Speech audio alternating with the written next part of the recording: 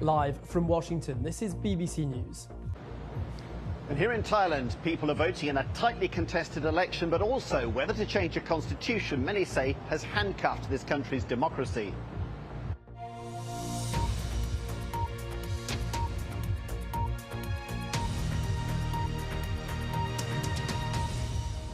Hello there, I'm Rich Preston. A very warm welcome to the programme coming to you live from Washington.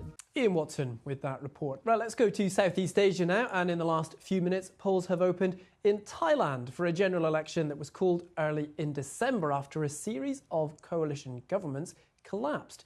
The country has seen 3 prime ministers in as many years. This is the current Conservative Prime Minister, Anutin Chanvirakul. He's being challenged by younger progressives from the People's Party. Now, they won 3 years ago, but were blocked from forming a government by the Constitutional Court. 500 parliamentary seats are up for grabs. Those lawmakers will ultimately decide the next Prime Minister. Let's go live to Bangkok now and our Southeast Asia correspondent, Jonathan Head. Jonathan, very good morning to you there. What's important to know about this election? What are you watching out for? Well, Rich, the key thing really is how well this young reformist party does. It's the 3rd election it's contested. In the past, Thailand's elections were dominated by old-style parties, local political godfathers, very unimaginative, and most Thais were happy as long as the economy was growing, and in days gone by it used to grow very fast. Well, the economy has stagnated badly. We've had political turmoil for the last 20 years. People are crippled by debts. There is a real appetite for change. We saw the Reformist Party increase significantly the number of seats in the last election to the point where, as you said, they actually came first. But both times they've been blocked by these powerful unelected institutions, particularly the Constitutional Court. 2 versions of the party have been dissolved. A lot of their best leaders have been banned from politics for 10 years. And yet they've been campaigning very well. Their message of change still seems to resonate. If they do even better this time, they're unlikely to get an overall majority, but if they're far ahead of the other parties, we'll be looking out to see, will this powerful establishment in Thailand, anchored with the monarchy and military at the top, will it try and block them, or will it for the first time allow them to form a government, perhaps in coalition with another party?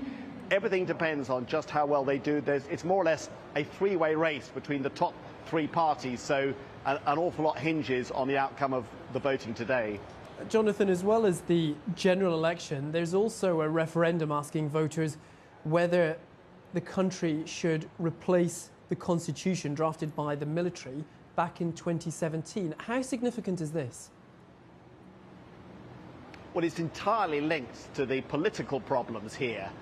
This constitution is not the first. Thailand's had an awful lot of constitutions, but this one, written under military rule, really imposes strict guidelines and limits on what elected governments can do, and gives these incredible powers to the courts and to other unelected bodies. Reformers say this is not fair. We've seen too many parties dissolved by these courts, too many politicians banned, that there should be a change. Of course, Conservatives like the Constitution.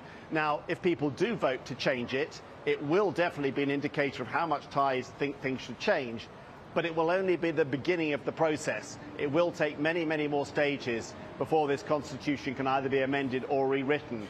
But what comes out of this vote today, that's taking place at the same time as the voting for the parties, will give a clear indication of just how much Thais feel sweeping change needs to happen in their country. OK, Jonathan Head, our Southeast Asia correspondent for us in Bangkok. Jonathan, as always, thank you very much.